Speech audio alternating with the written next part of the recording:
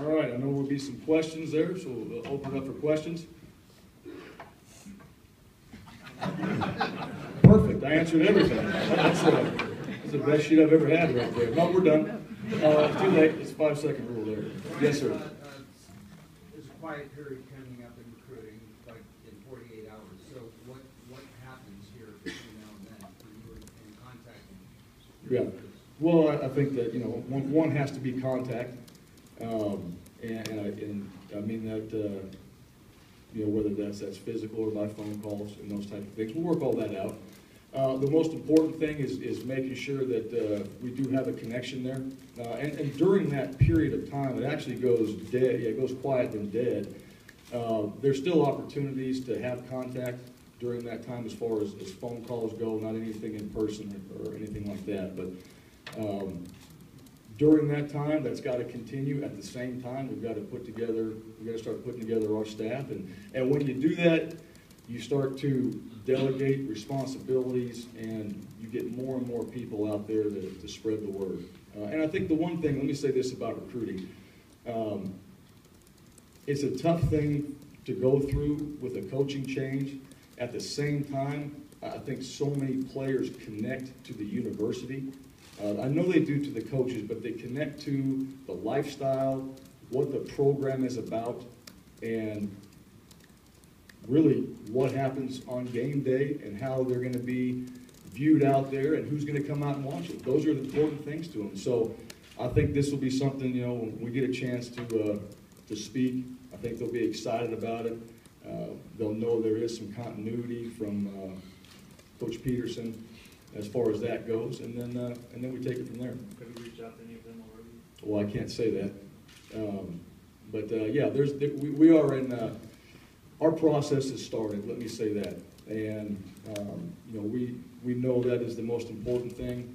By no means has that been set aside, and that is number one priority, along with putting together the staff. So that is a constant, and that never ends. What's your timetable for putting together a staff? When it's right, you know. My dad told me, hey, you want it right or you want it right now. And I know there's a time frame in there, but at the same time, those are guys that are going to be sitting in that room with you for the next however many years that you're going to work with, and they're going to change their lives, they're going to change their families' lives, and so that's not just something to rush into, in my opinion. That's something to have a process for, to know exactly what the vision of that staff is going to look like and how you want it to be organized in there. Because the bottom line is, for me, in this position and what I learned, I've got to delegate a lot more and know that the guys are in place, can go implement, you know, whatever that plan is. And I think we have a lot of people that are extremely, have a lot of desire to be here, that are fantastic coaches. And, you know, that just takes a little bit of time, but the one thing I do know, and we can look back at the past staffs and things like that, when it's right, it works out pretty good. What's your vision for the offense? You know, obviously a big change here this year. What do you want to do? Well, I think here's what I'm going to do. I'm going to come in here and look under the hood at exactly what's going on, because I've been through this a couple times now at Texas, complete overhaul. It was absolutely from scratch, from practice plan to offense to training to how we install to meetings to teaching. All those things were brand new. When I took the job at Arkansas State, having a chance to go there and they played in the late bowl game, I was a fly on the wall. And I watched how they operated, I watched how they met, I watched how they were taught by Coach Malzahn's staff, and he's obviously shown, you know, he's done some very good things there.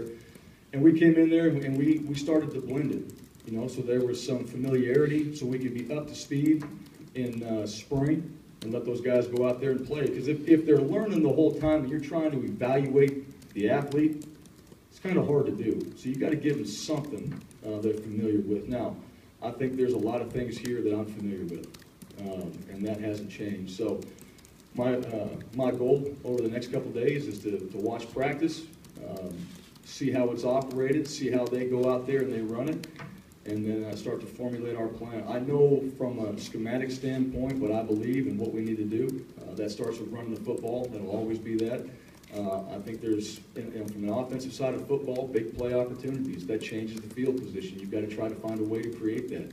Matchups, and having a little bit of fun. You know, having some things in there that, you know, have continued through, you know, my coaching career and guys I've been around, and that's just part of who we are. When I said our style is our style, that's what I meant. So, and I'm bold. Now, here's the other thing that's changed. Yeah, it's not just the offense anymore. I've got to look at the, you know, all phases in there as well, and so I'll do that. I'll look at all three phases and figure out, all right, what, how close to the style of what we've done at the two places I was before, and what I believe now, because things have changed, and build from there. How similar was what you were running at Arkansas State to what they were running here offensively? I think you're always gonna find some similarities, because there were some professional development going on in there. You know, their staff came down during the bowl game, the GoDaddy Bowl, and we were talking about offense, and we were talking about Gus's system and our system. We're kind of, you know, just going through some things, and we went different directions from that point. And I think, you know, again, I'll just have to go back and look at it and see where, you know, where it's all going to fall into place. You followed Jake Plummer at Capital, Gus Malzahn at Arkansas State, Chris Peterson here. Apparently, you know, I'm a lucky guy, aren't I? Yeah, go on. I know where you're going with this one.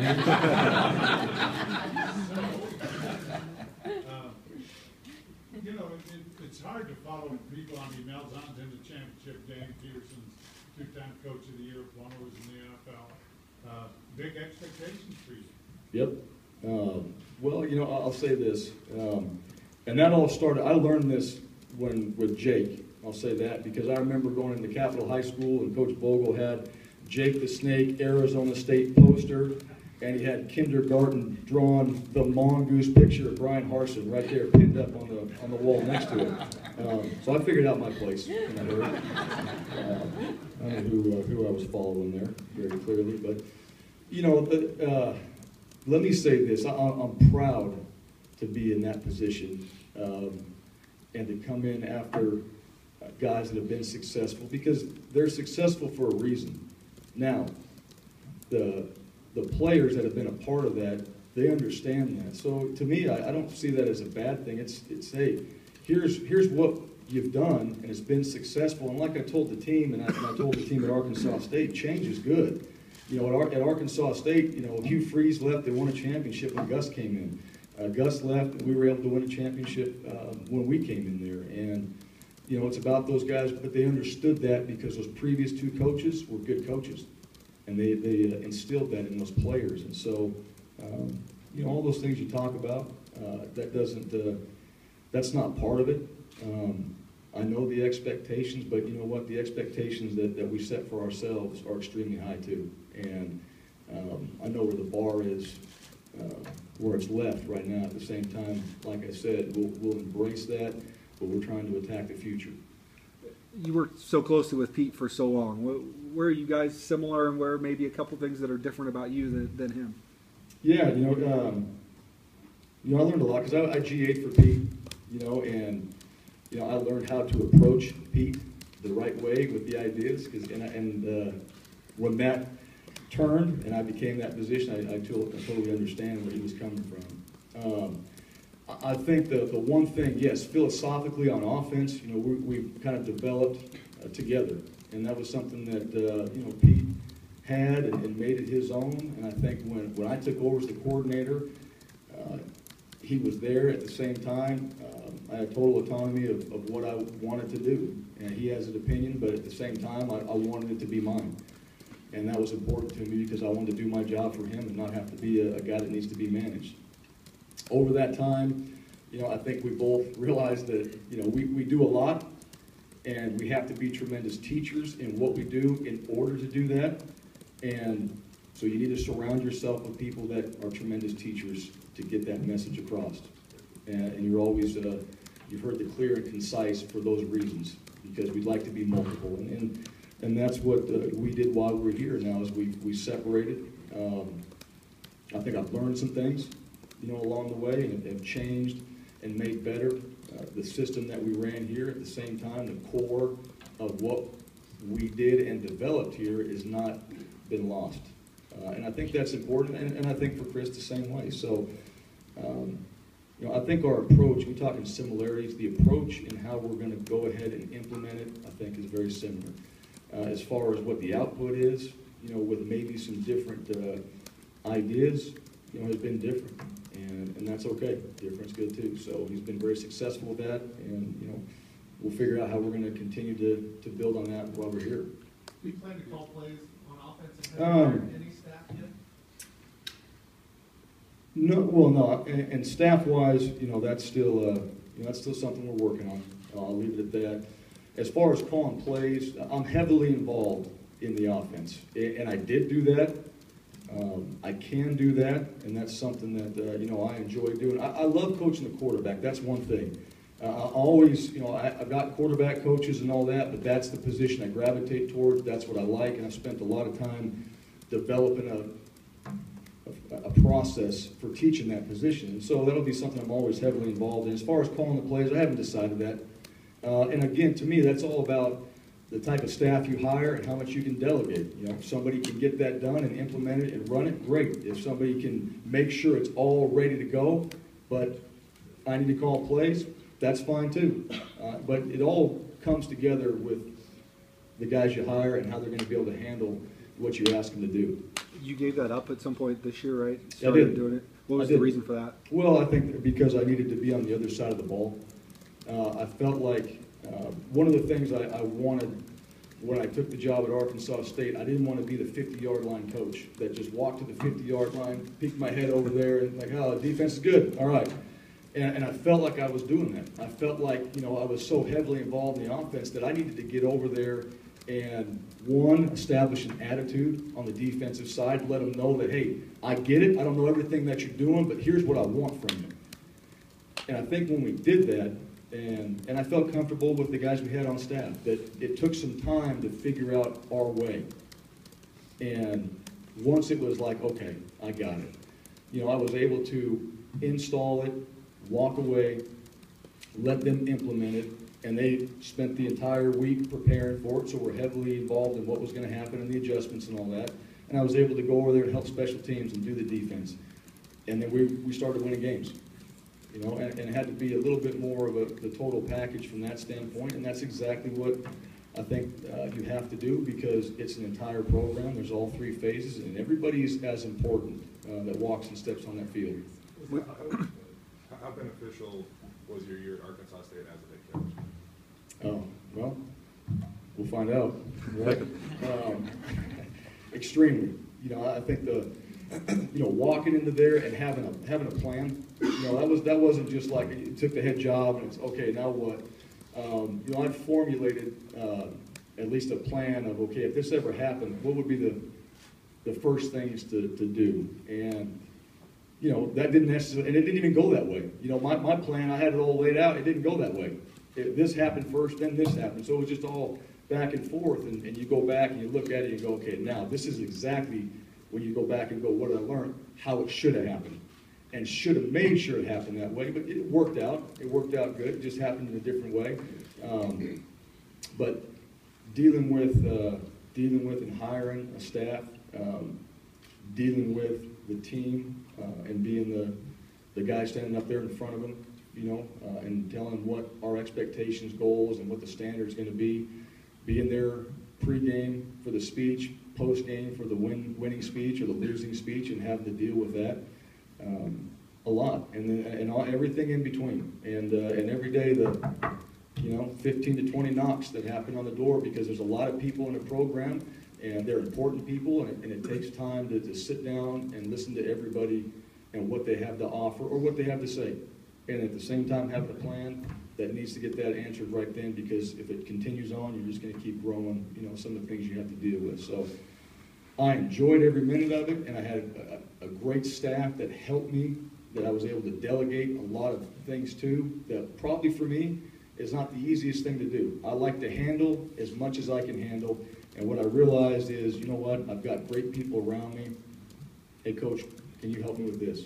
And when I was able to do that, to go back to your question, I felt like we got better as a program. So I learned, a lot of things along those lines. How much consideration would it be to trying to keep some guys on staff that were here previously, and how many coaches with Boise State ties, or should we expect a lot of the coaches staff to have ties with Boise State? Yeah, I'll answer the first one there. As far as the current staff, I know a lot of the current staff. We're all from the same inner circle. And I'll get a chance to sit down. I've talked to some of them, not face to face, and I believe this. I wanted to get here to be able to have a chance to find out what the situation is. You got to look under the hood. As far as how many ties, I don't have that written down. This guy has to be this guy or be a Boise State guy. I have criteria for that position, and who fits that criteria. If that's the best fit and that's the best person, that's who we hire. And if it has Boise State ties, fantastic. I mean that. But that's all about hiring the right staff and doing it the right way, is going, this is what we're looking for. And when you find that fit, that's what matters. Because the bottom line is, that's the most important thing, is the fit. And when it does come together, if they don't, they're going to have Boise State ties at that point. How much did it help when you were assembling that staff, though, that, a number of them did have Boise State ties, and it help continuity in teaching and delivering whatever message? It did. Yeah, that was part of it, because, their resume was 3 years, 5 years, whatever amount of time we worked together. That was easy. There wasn't, hey, tell me about yourself, or tell me how you're going to handle this. Tell me when things go bad, how you're going to react. That was easy. I knew that. I knew the answers to that. I also knew what type of coach they were, and I also knew how, and this is important, how they would fit at Arkansas State. You may have the best guy in mind, but, is he going to fit at Arkansas State and at this place?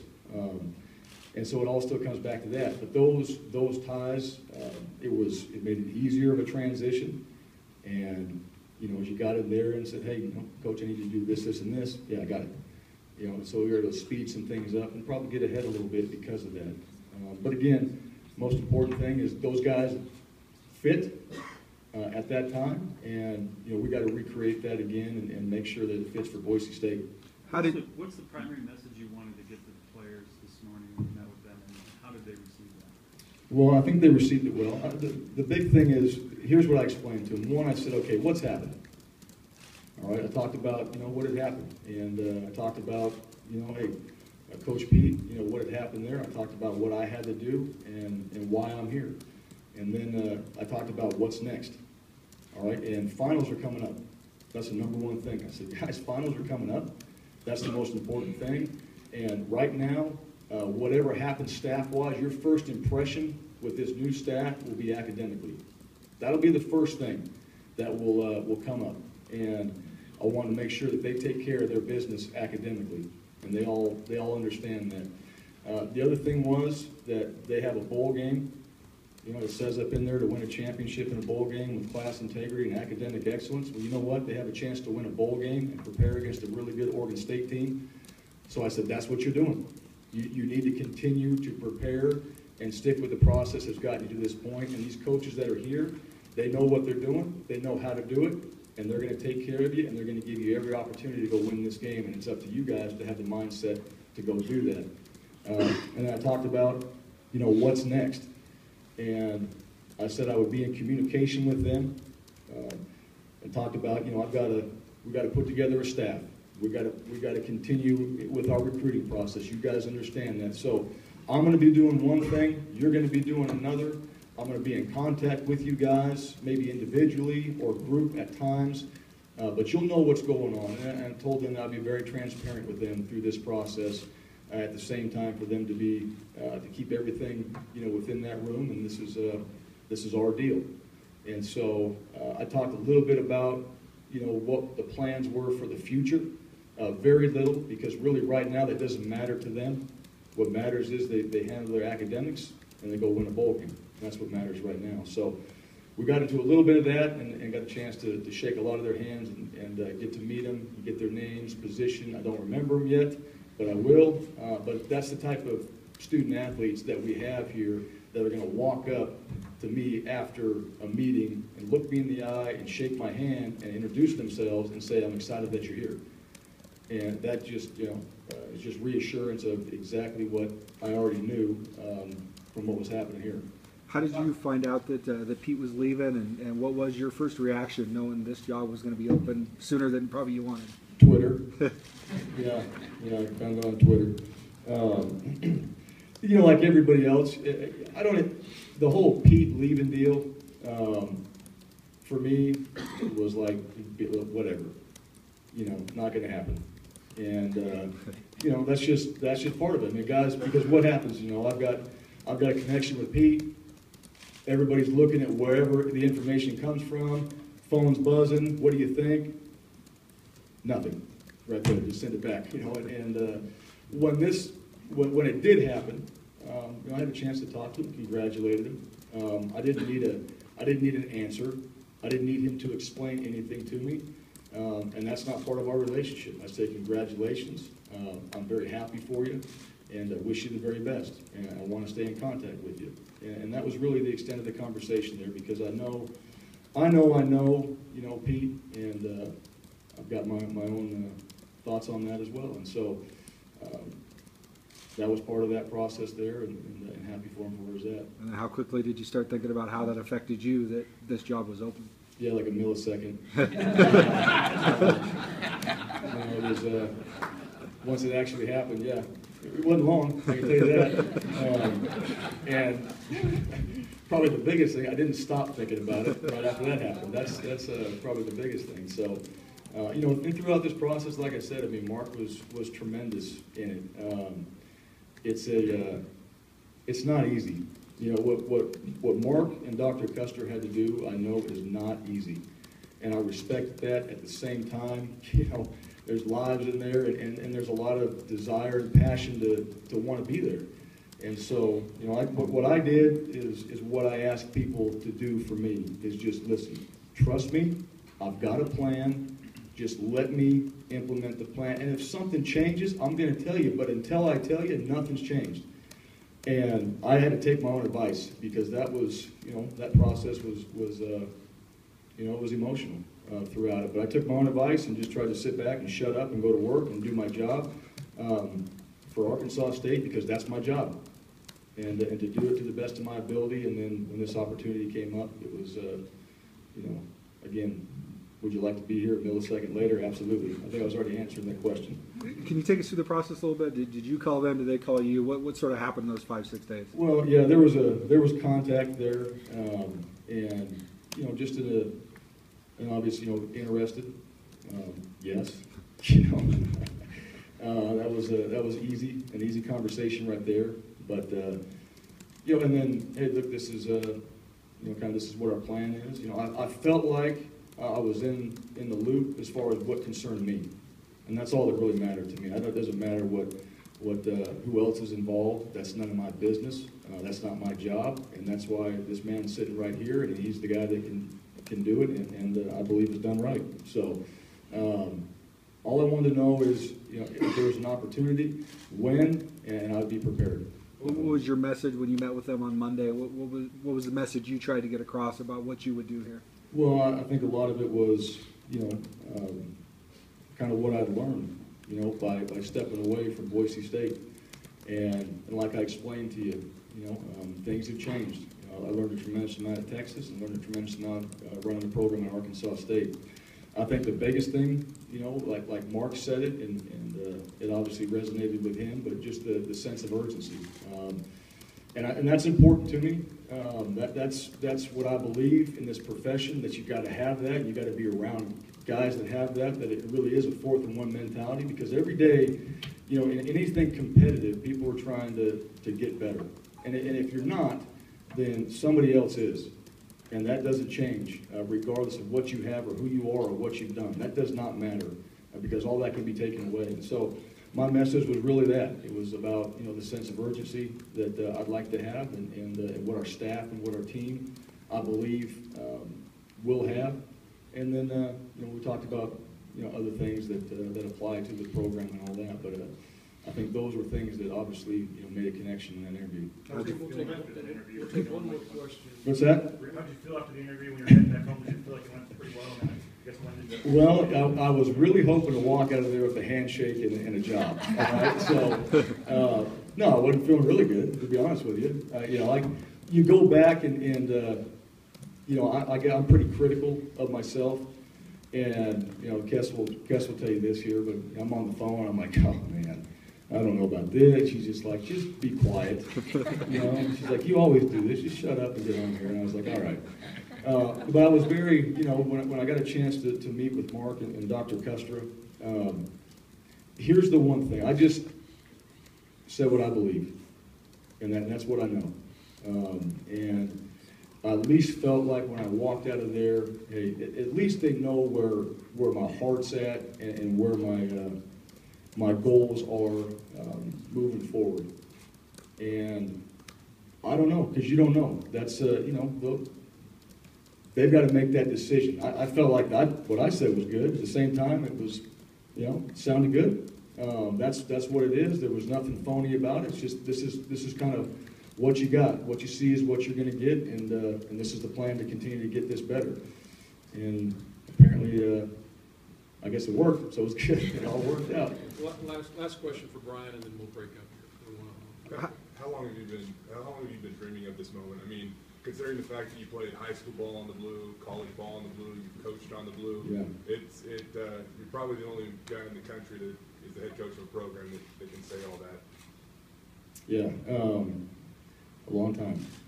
You know, I think I could go through my history on all this. I'll just tell you that this program personally has changed my life.